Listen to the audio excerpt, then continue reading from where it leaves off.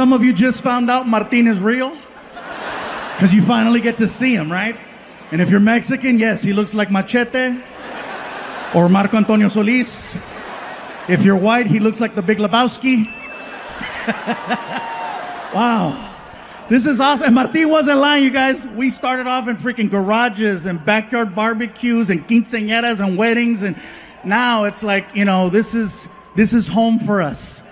The biggest thing I've ever done will be tonight, without a shadow of a doubt.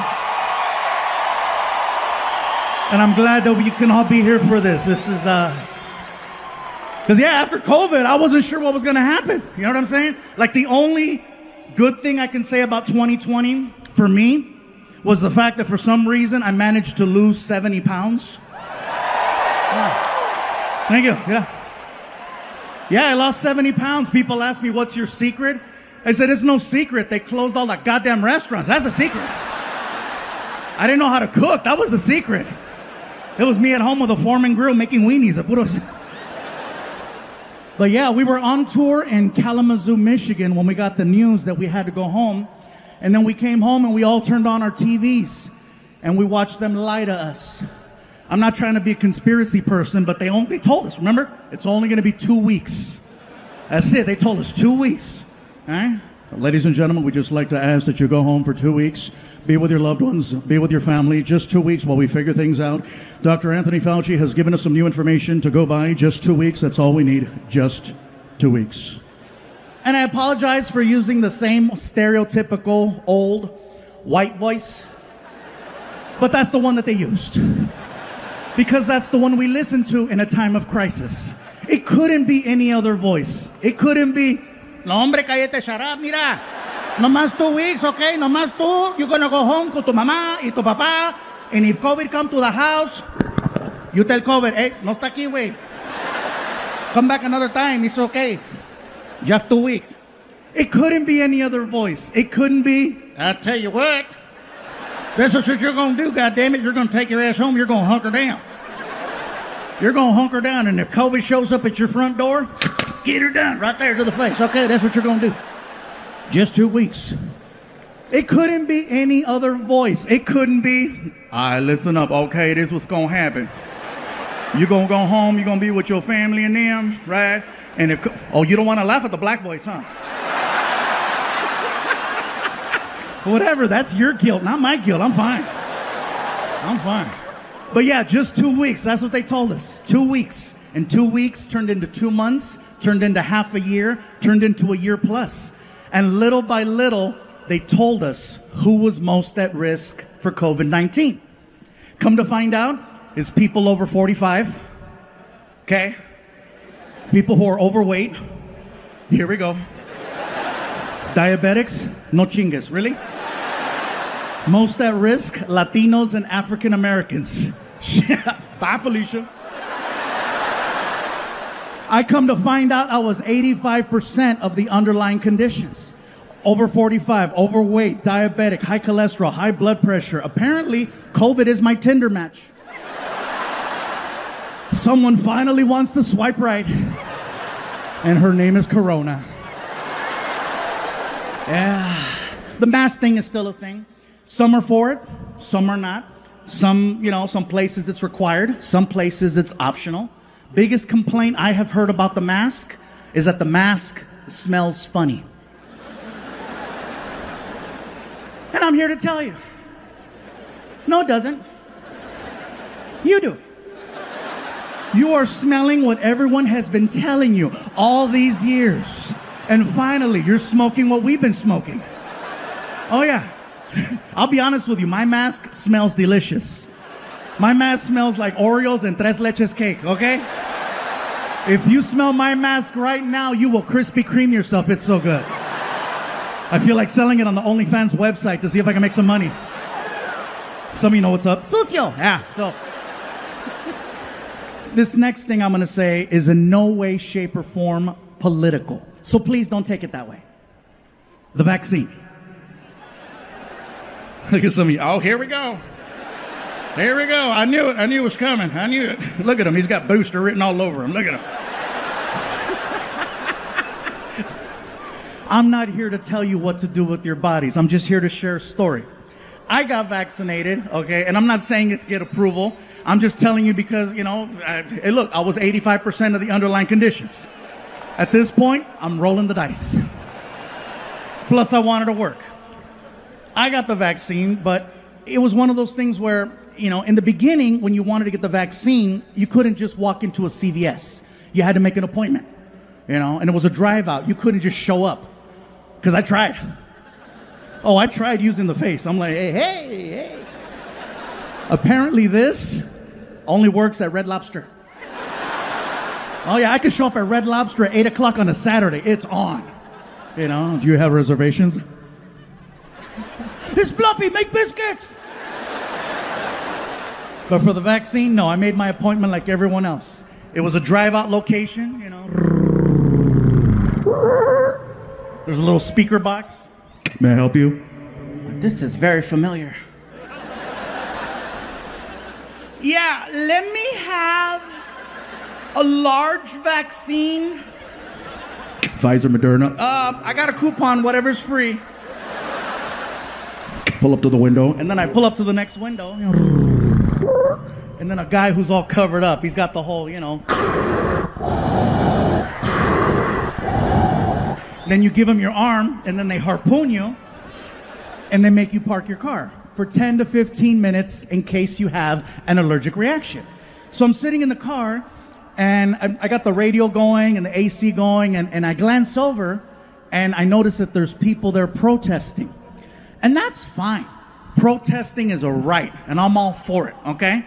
My problem is when protesters leave the sidewalk and get right in your face. So here's what happened. I glance over, I see the protesters, and I locked eyes with one of them.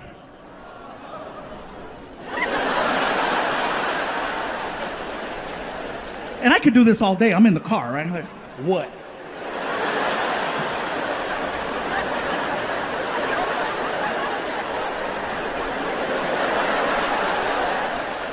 The lady who I'm looking at all of a sudden starts walking towards me. And I'm like, shit. She gets to my car and she starts going off on me. And I have never had a complete stranger go off on me for no reason at all. She gets to the car and she's like, you are so stupid. You are so stupid. How could you get the vaccine? How could you get the vaccine? You have no idea what you just put inside your body, dumbass. I didn't know what to say. I was like, bitch, I eat chorizo.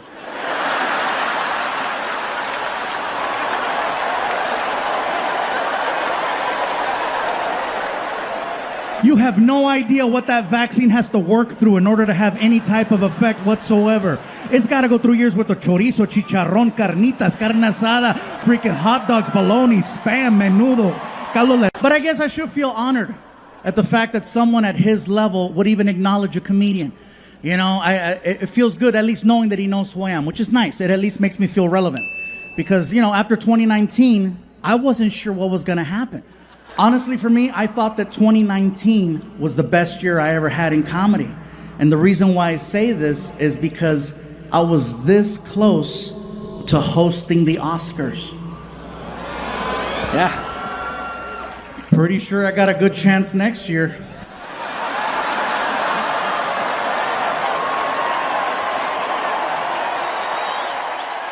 The year that I almost got to host, that was the year that Kevin Hart was supposed to host. And I don't know if you guys remember the story or not, but basically, Kevin Hart was supposed to host the Oscars. And anytime you host, the background check is next level, okay?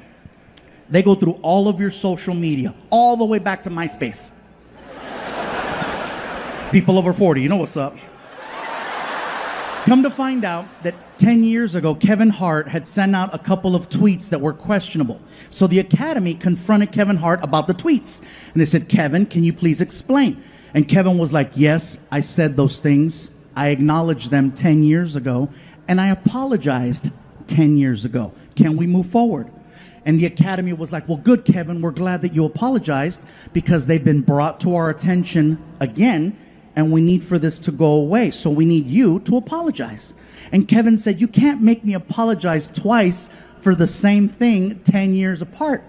And they said, well, you have to, because if you don't, you cannot host the Oscars. And Kevin said, well, thank you, but no thank you. And he walked away from the job. I would have done the same thing in his position. Because by him apologizing, he gives more power to cancel culture, and we can't give him more. We got to take it back. So now the Academy was left with a problem, trying to find a suitable replacement for Kevin Hart, which is not an easy thing to do. So they reached out to a bunch of actors to see if there was interest. And everyone said the same thing. Thank you, but no thank you. We want no part of that Kevin Hart drama. No one wanted the job. Me, on the other hand. Oh, I recognize a job opening when I see one. So I had my manager call the Academy, and the Academy was thrilled to hear from anyone. They were like, Gabriel Iglesias, yes, we know who he is. He's very funny, very witty. We think he would make a good host for the Oscars. Please have him submit some comedy material so we can see what the vibe of the night would be. And based on the material, we'll make our choice. So that's what I did. I sat down one night, got a pen, piece of paper, wrote out a bunch of jokes, and I turned them into the Oscars. And I think that's why they said no. It never made it to TV. So tonight,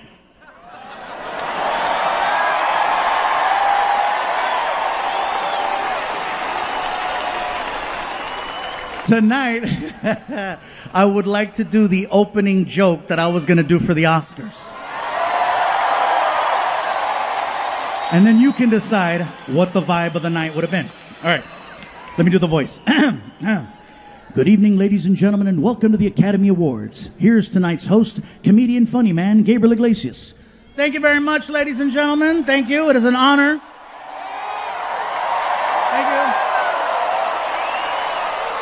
Thank you. It is an honor to be here tonight hosting the Oscars. In keeping with tradition, here is another Mexican doing a job nobody else wanted.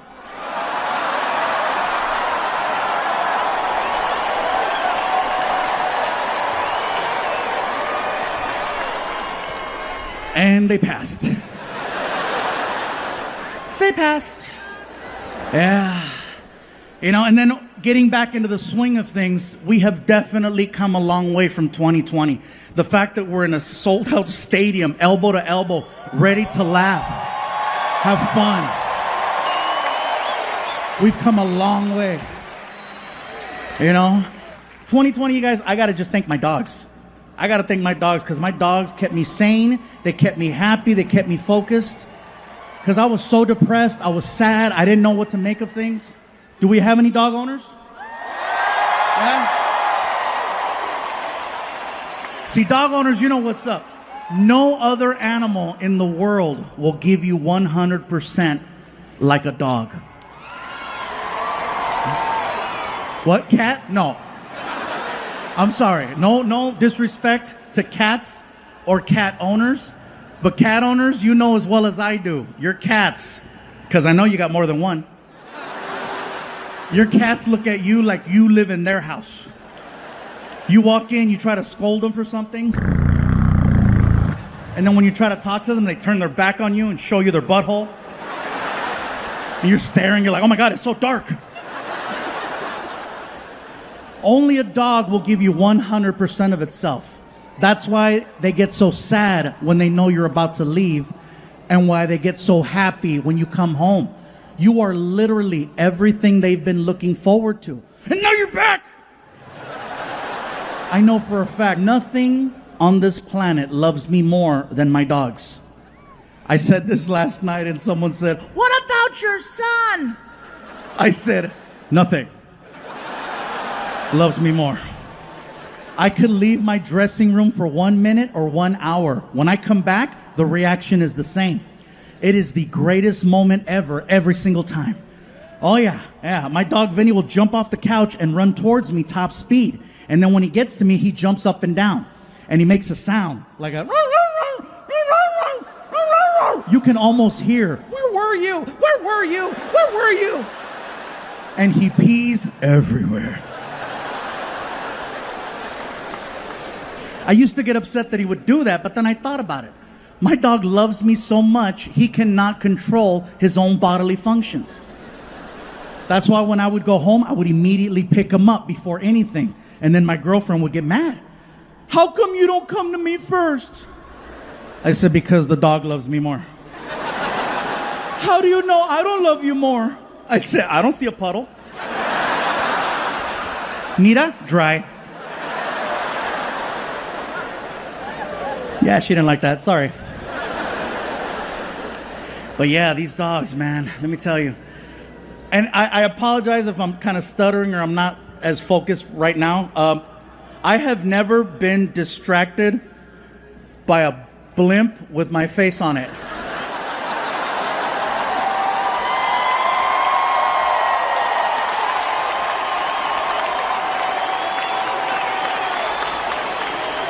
I'm sorry, Netflix, but shit, this...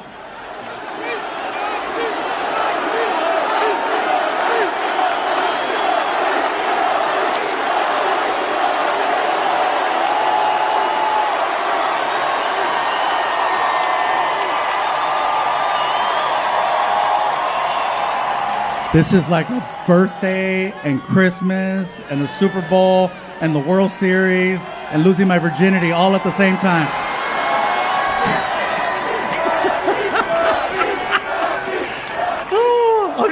Even saw the lights of the Goodyear blimp.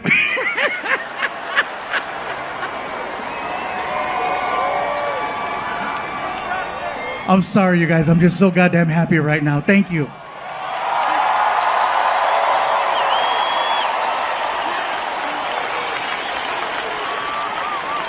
I wish my mom were here to see this. You have no idea. She would have been happy to see all of you, but she would have been like, no, chingue su madre. Like I said, no matter what you say, no matter what you do, someone's going to find a way to twist things and make it bad. I've already gotten an email over the fact that I did that joke about that nothing on this planet loves me more than my dogs versus my son. Someone already reached out and they're like, oh my God, how devastating for your son. I'm like, he knows.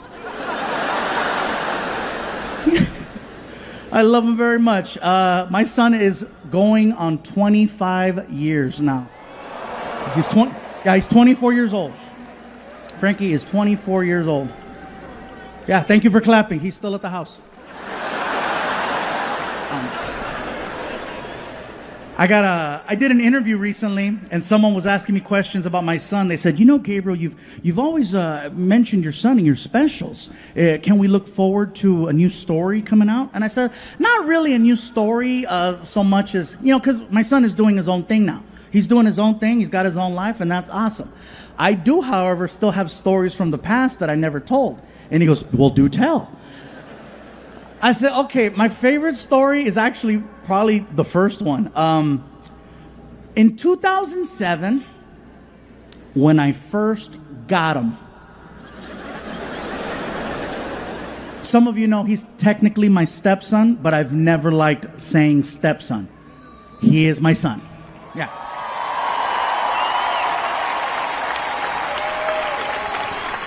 He is my son or my aftermarket child. No gray area. Anyway, it's 2007, and for some reason, I'm home on Halloween. Now, here's the thing. As a comedian, I have signed up to perform 365 days a year. There is no sacred day for me. I work on Christmas Day. I work on New Year's Eve, Valentine's Day, St. Patrick's Day, birthdays, holidays, special occasions, no matter what. My mom told me, si hay trabajo, hay que trabajar. You got to work. Especially if you got a good job, you don't want no one to take it. So if you're going to go for it, give it everything. So the fact that I'm not working on Halloween is super rare. And so my son's mom is like, she's like, I think this is so cool that you're home today. You know, since this is Frankie's first year where it's just the three of us, how about this? How about tonight, you take him trick-or-treating and I'll stay home and give out candy. This way it'll give the two of you an opportunity to get to know each other, have some conversations, have some laughs. What do you think? I said, baby, you know what? That's a great idea. I love it. I love it. Okay, I'm on it. Frankie, come on, we're going trick-or-treating. What about my mom? She's going to stay home. Yay. So we get in the car. And I take Frankie to that neighborhood. You know what I'm saying? That neighborhood that gives out the Costco candies? Yeah. So we park the car and we start going up the street. And I'm not wearing a costume. I'm there for him. So he's dressed up for your Halloween. I'm just me. So some of the doors we knocked on, the people freaked out. One guy was like, the Fluffy. I'm like, oh my God, I've never been referred to as the Fluffy. I didn't know what to say. It is I.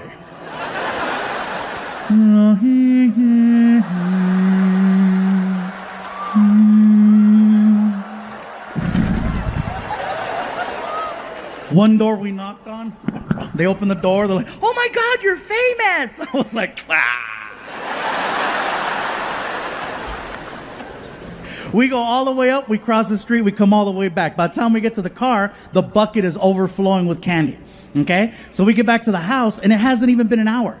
We walk in, and Frankie's mom is pissed. She's like, the hell is this? I go, what? I thought I told you to take him trick-or-treating. I go, I did. Show the score. The whole point of you taking him trick-or-treating wasn't to get candy.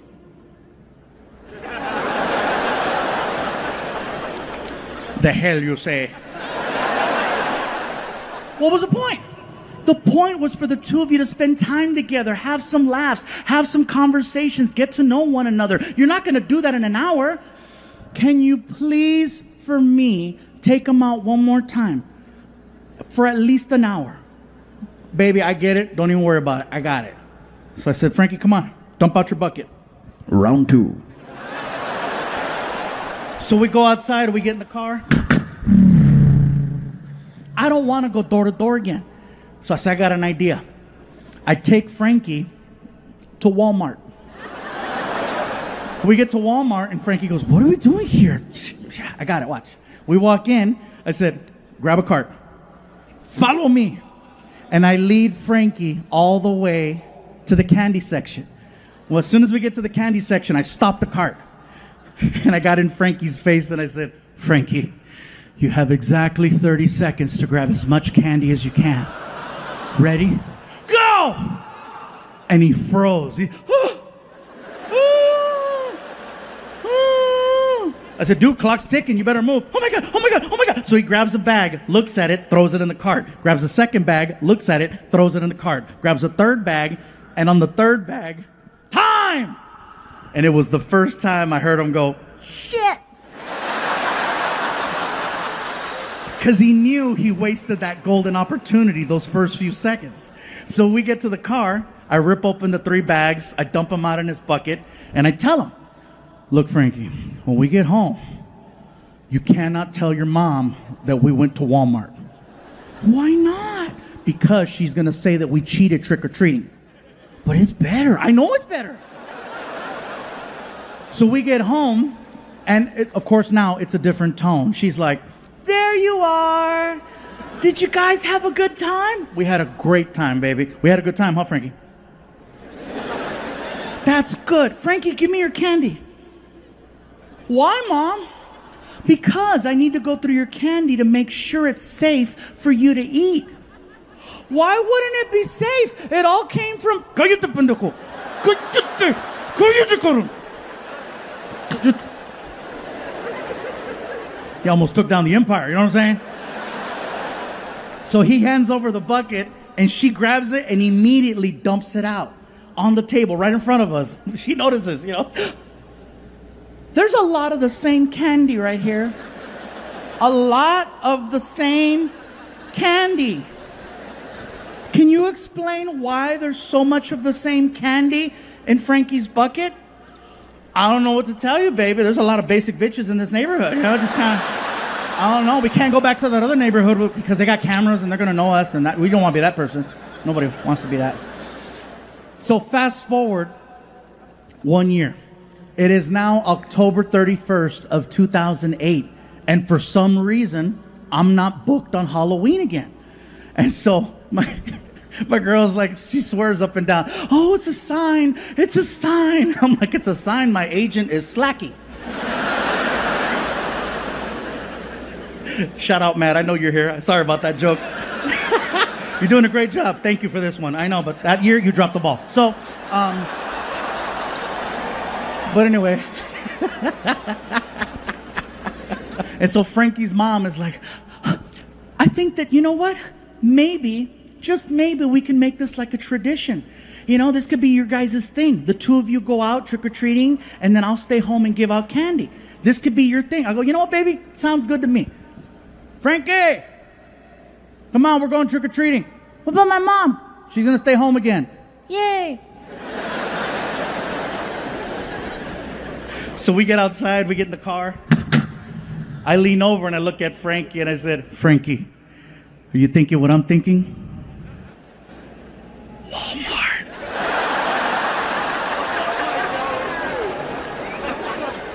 We pull up to Walmart. We walk in. I said, Frankie, grab a cart. Follow me. And I lead him all the way to the candy section. As soon as we get to the candy section, I stop the cart and I get in his face. I said, Frankie, you have exactly 30 seconds to grab as much candy as you can. Ready? Go! Apparently, this motherfucker was training all year for this.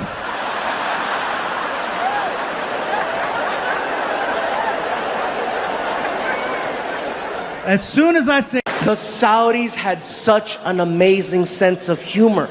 They were laughing and carrying on, and I had no idea they were going to be like that. And then after the show, I got a chance to meet some of the locals. And one guy was almost in tears. He was so emotional. He walks up to me, and he's just like...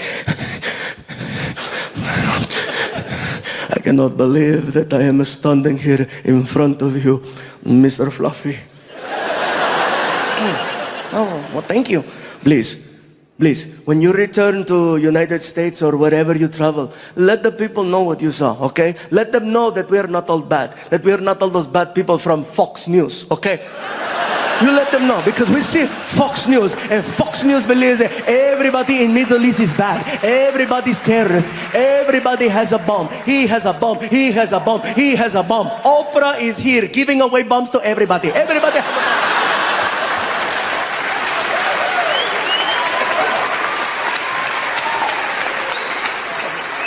Please, you let them know, we are not all bad people, okay? We are not all terrorists. My cousin, maybe. What? I'm kidding. Look at your face, Oh, I'm going to die. Look at you. A plane. What plane? I got you again. 2 for 2, I got you. He is raising my blood pressure every 7 seconds. And then he starts breaking it down for me how stand-up comedy is starting to bring people together in the Middle East, and how he's starting to do, he's doing comedy. It was crazy, the conversation. Here in Saudi Arabia, people, they like watching the stand-up comedy because we love to laugh, okay? We love to laugh. It's great to laugh. And people don't think that people in Middle East have sense of humor. They see videos, they see TV, they think we are the same. They say, oh, Middle Eastern people are all angry. Look at their face, they're angry. Everybody mad, everybody angry. My friend, we're not angry. It's hot. Okay? It's 117 degrees. Everybody is not mad, they're hot. Look at, everybody has a hot face. Everybody hot face. I promise, you give me air conditioning, I am so happy.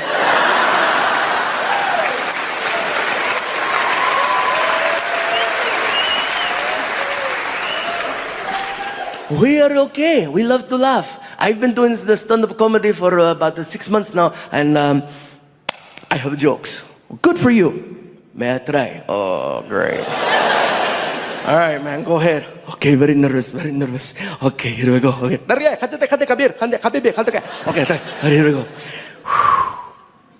2 Jews walk into a bar. Not in my country.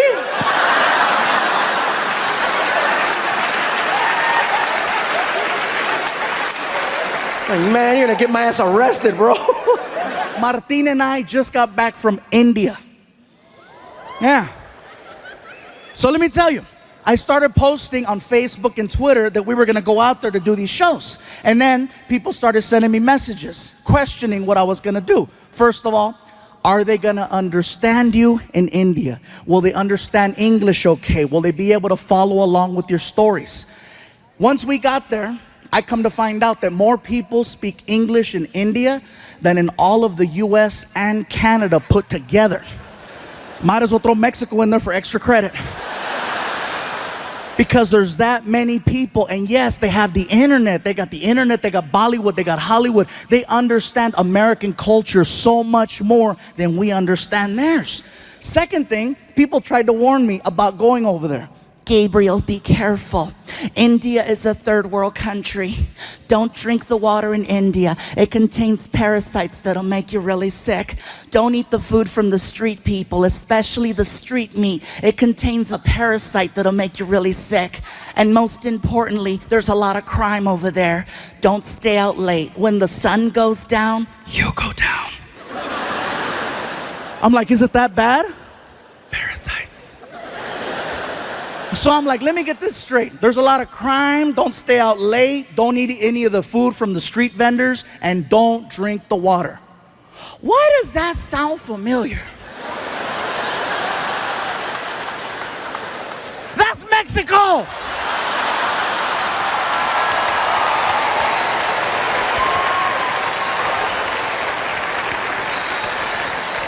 When Martin and I got over there, we found out that Indian people and Mexican people have so much in common, you guys.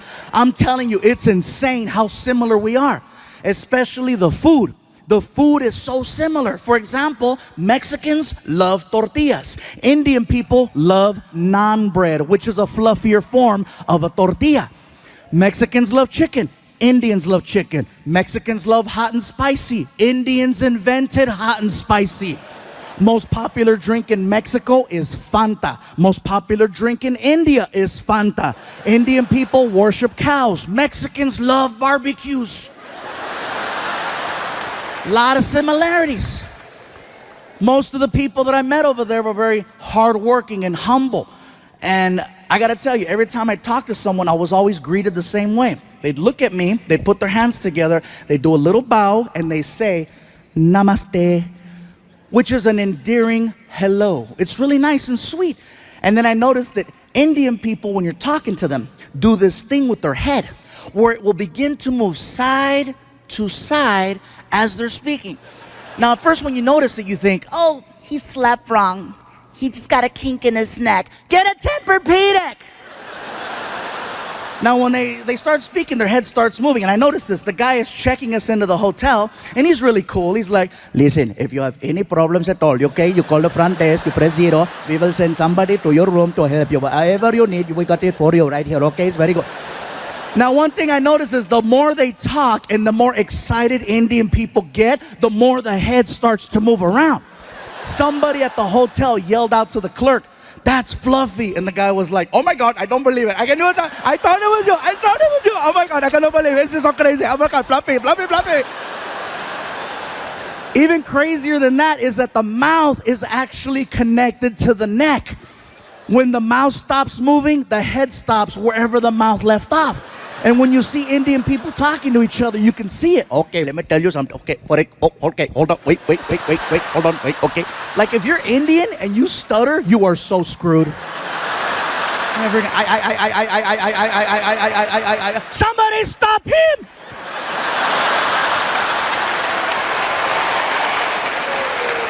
I'm not gonna lie, you guys. When I first saw this happen, I thought it was hysterical. I thought it was funny. But then I started thinking about it. Head movement is just a form of expression.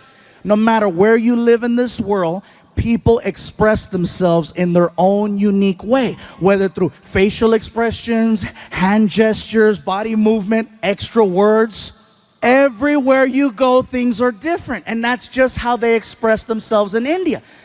Now back to the whole Indians-Mexican thing. That is something else that we share in common with Indian people. Head movement. Now some of you in the building tonight are like, stupid, we don't have head movement. Yes, we do. It's a little different. See, with Indian people, the head movement is side to side. Mexicans, our head movement is front to back. The difference between that is that with Mexicans, we have to be very, very upset in order for you to see the head movement. Otherwise, you can't tell. With Indians, it's all the time. Oh, today is such a nice day. It is such a beautiful day today. I'm so happy. It's very nice, very good. Oh my God, I can't believe it's so nice. It's such a pretty. Mexicans, when we're mad, that's when it comes out. For non-Latinos, hey, trust me, you cut off a Mexican in traffic, see what happens. ¡Sácate, pendejo! ¡Lárgate, cabrón! ¡Quítate, desgraciado!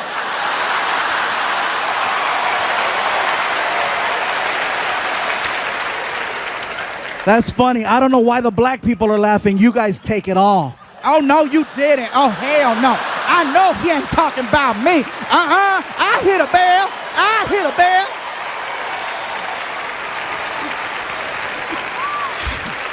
I made myself dizzy doing it.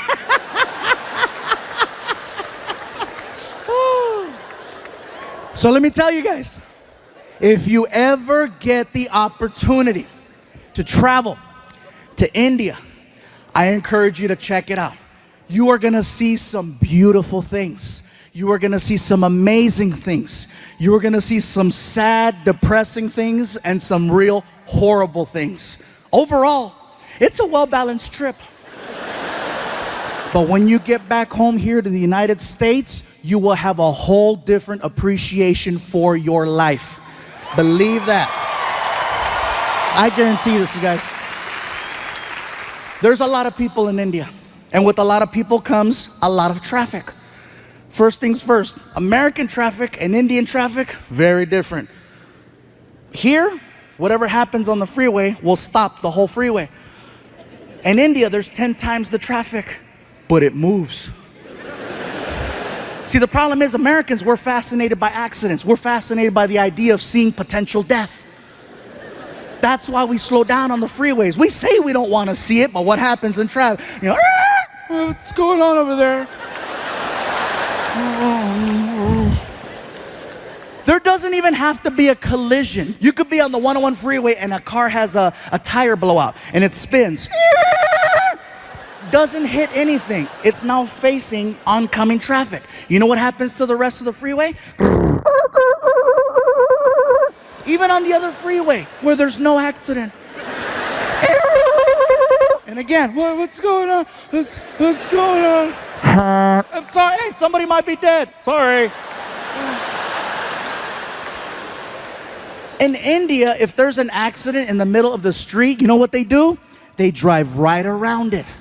They don't stop. And it's not that they're not sensitive to the situation. They are. It's just that there's so much chaos that happens on a regular basis.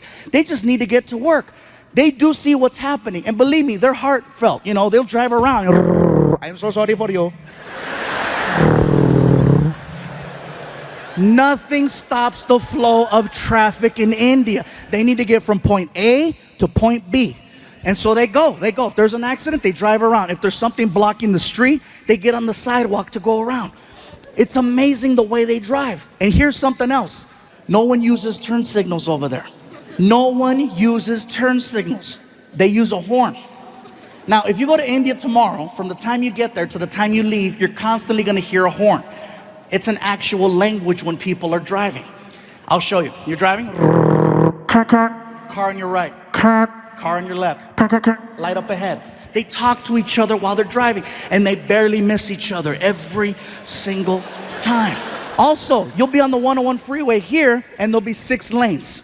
In India, you'll see 6 lanes, but guess what? You'll see 12 cars across. Yes, they have lines, but they're basically there to let you know more or less the direction you might want to go in. They're this close to each other. And even at the light, they communicate. You see everything. Cars, trucks, vans, motorcycles, pedestrians, cows, children, all waiting for the light. And they talk at the light with the horn. Very good, you can go, you can go. Welcome, you're welcome, go. Nothing stops the flow of traffic over there. Indian people drive, think of ants. You know how ants travel in a straight line? And if there's something in the way like a rock, ants will split up, go around the rock and reunite, or climb over the rock. Worst case scenario, they dig a hole and go under the rock. That's the mentality of driving in India. A man can get shot in the middle of the street. People just look at each other. Somebody pick him up. And they'll drag his ass onto the sidewalk. And if there's an accident and they need to get around, guess what's gonna happen to that guy on the sidewalk? Nothing stops the flow of traffic in India, except a cow. Now, I know we've always heard the stories and the jokes about, oh, Indian people don't eat hamburgers.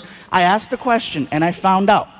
It's believed that cows are people who have died and they've been reincarnated and their new life is now the cow, which is why they don't eat them and why they give them all the love and respect in the world over there. I saw this firsthand. There's a cow crossing the street while we're driving. And the cows know, they're cocky, they know that they can cross.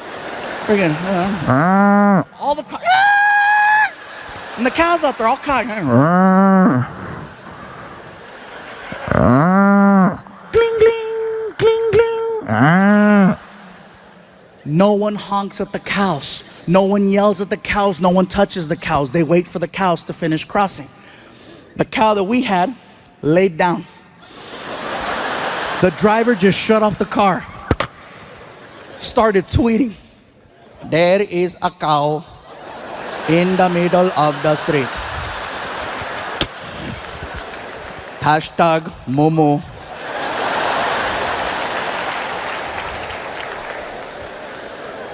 I asked the driver, what's going on? Sir, there is a cow. I see that there's a cow. Are you gonna honk at it, go around? What's gonna happen? We cannot honk at the cow. We must wait for the cow to move. You're kidding. I am not kidding. We must wait for the cow. We drove past a dead body 15 minutes ago. That is probably him.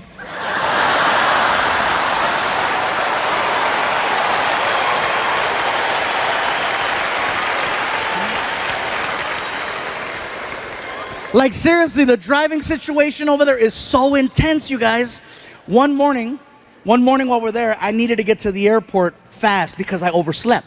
And so I get in the cab and I hand the driver a $50 bill. And I go, sir, I am running very late. I need to get to the airport as soon as possible. Whatever side street you have to take or back road, I'm all for it. Whatever you have to do, let's do it. And I hand him the money and he goes, very good, let's go. And we take off. The guy is hitting anywhere from 50 to 70 miles an hour on the street. We are making incredible time. I notice that we're heading in the direction of a red light. You ever been in a car with someone and you're paying attention to what's going on and you notice that you're about to hit a red light and you know how you start to mentally and physically prepare yourself for the deceleration of the car and you start anticipating the pressure from the brake, and if you don't get the sensation of slowing down by a certain point, all alarms go off in your head and you sock the driver in the chest. Hey! Not only did I not get the sensation of slowing down, I got the opposite.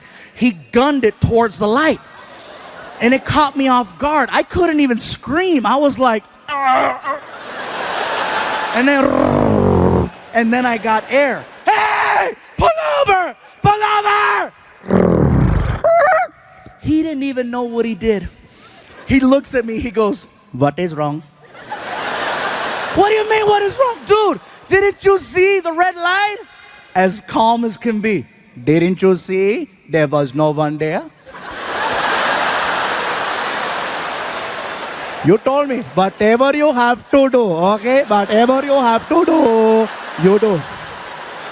Out of all the countries I performed in, my favorite country outside of home is Australia. And I'll tell you why. Australia, much like us in America, has its list of priorities. You know what's not on their list? Political correctness. They do not care about your feelings. It's like a country full of Daves.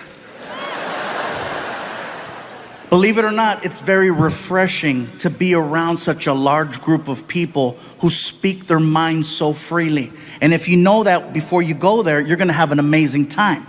But if you don't know that and you show up, it is a culture shock and a half, because I showed up and I didn't know. Everybody says you gotta see the beaches, and I went to the beach. I had people coming up to me. Hey, somebody help me get him back in the water. Yeah, look at right there, big fella. Look at you right there. Oh, look, he's moving. He's moving. He's moving.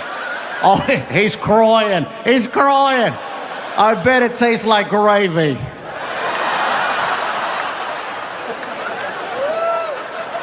It's not bullying if everyone does it.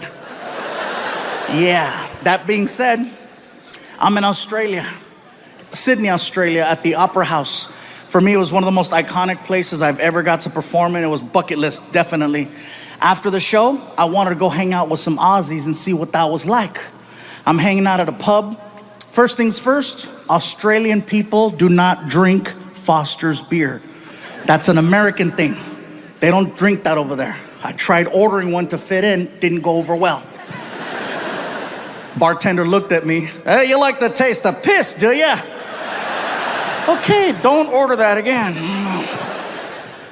So I'm hanging out with these two Aussies, and we're drinking a rum called Bundaberg.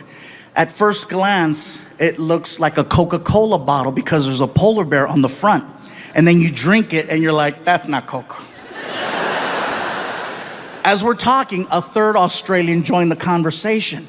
And he sounded a little bit different from the other two. He had more of a raspy voice. More like, all right, yeah, mate, yeah, all right. He sounded like a drunk pirate underwater. These two guys didn't like him, so they called him a name and they left. And now it's just me and drunk pirate. We're talking about life.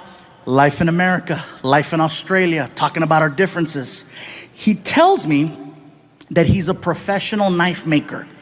He's showing me how it's done. He's showing me pictures. We wind up polishing off 3 bottles of this rum. And drunk wasn't even the right word to describe our level. My tour manager, Ryan, he comes up to me and he says, Gabe, time to go. And I look at Ryan and I'm like, but Ryan, I just made a friend and he makes knives and they're pretty. My tour manager always knows how to talk to me no matter what condition I'm in. If I'm drunk, he knows better than to talk to me like I'm an adult. He talks to me like I'm 2. He looks at me and he says, hey, buddy. You hungry?